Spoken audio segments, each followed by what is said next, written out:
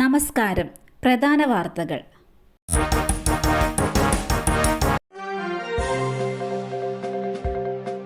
സാമൂഹ്യ സുരക്ഷാ പെൻഷൻകാർക്ക് ഓണസമ്മാനം 2 ഗഡു അനുവദിച്ചു. വിതരണം നാളെ മുതൽ.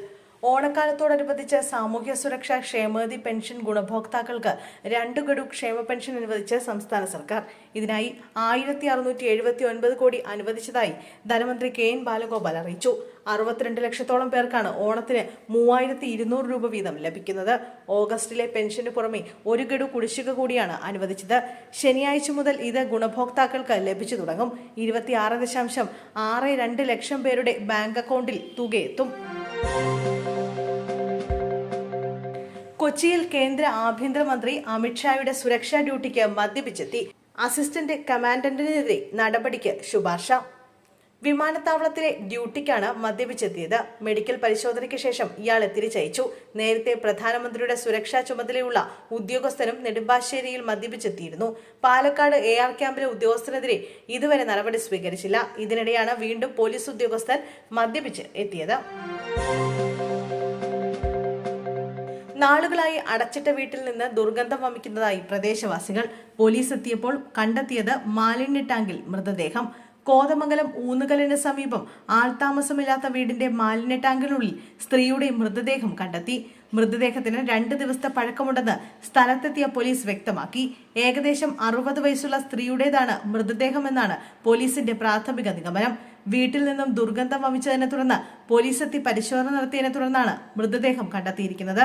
വീടിന്റെ വർക്കേരിയയുടെ ഗ്രില്ല് തകർത്ത നിലയിലാണ്. ഇതൊരു വൈദികന്റെ വീടാണ്. കുറച്ചുകാലമായി ഇവിടെ ആൾതാമസമില്ല. പുറത്തുവരുന്ന പ്രധാനപ്പെട്ട വിവരം കോതമംഗലത്ത് കുറുമ്പടി എന്ന സ്ഥലത്ത് നിന്ന് സ്ത്രീയെ കാണാതായെന്ന മിസ്സിംഗ് കേസ് റിപ്പോർട്ട് ചെയ്തിട്ടുണ്ട്. അവർക്കും 60 വയസ്സാണ് പ്രായം. ഈ കേസിലും പോലീസ് അന്വേഷണം നടത്തി വരുന്നുണ്ട്. നിയമസഭയിൽ RSS ഗാനം ആലപിച്ച് കോൺഗ്രസ് നേതാവ്. മൺസൂർ സമ്മേളനത്തിനിടെയാണ് കോൺഗ്രസ് നേതാവ് RSSന്റെ ഗാനം ചൊല്ലിയത്. കർണാടക നിയമസഭ സമ്മേളിക്കുന്നതിനിടെ നമസ്തേ സദാ വത്സലേ മാതൃഭൂമി എന്ന RSS ഗാനം ആലപിക്കുന്ന ശിവകുമാറിന്റെ ദൃശ്യങ്ങൾ സമൂഹ മാധ്യമങ്ങളിൽ വലിയ തോതിൽ പ്രചരിക്കുന്നുണ്ട്.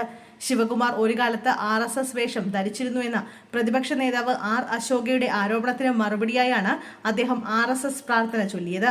ഇതിന് പിന്നാലെ വലിയ വിമർശനങ്ങളാണ് ശിവകുമാറിന് നേരെ ഉയരുന്നത്. ആലപ്പുഴയിൽ 2 പേർ കഞ്ചാവുമായി പിടിയിൽ. വിൽപ്പനയ്ക്കെത്തിച്ച കഞ്ചാവുമായി 2 പേരെ എക്സൈസ് സംഘം പിടികൂടി. കായംകുളത്ത് 1.156 കിലോഗ്രാം കഞ്ചാവുമായി പശ്ചിമബംഗാൾ സ്വദേശി പിടിയിലായി. അമിത് മണ്ഡലാണ് കായംകുളം റെയിൽവേ സ്റ്റേഷന് സമീപം വെച്ച് പിടിയിലായത്. അന്യസംസ്ഥാനത്ത് നിന്ന് കേരളത്തിൽ വിൽപ്പനയ്ക്കെത്തിച്ച കഞ്ചാവാണ് പിടിച്ചെടുത്തത്. ആലപ്പുഴ കൊമ്മാടിയിൽ നടത്തിയ പരിശോധനയിലാണ് 2.534 ഗ്രാം കഞ്ചാവുമായി ജിം ട്രെയിനർ പിടിയിലായത്. കൊമ്മാടി വാടക്കുഴി വീട്ടിൽ PV വിഷ്ണുവാണ് പിടിയിലായത്. ജിംനേഷ്യത്തിന്റെ മറവിൽ യുവാക്കൾക്ക് കഞ്ചാവ് വിൽപ്പന നടത്തിവരികയായിരുന്നു ഇയാളെന്ന് എക്സൈസ് ഉദ്യോഗസ്ഥർ പറഞ്ഞു.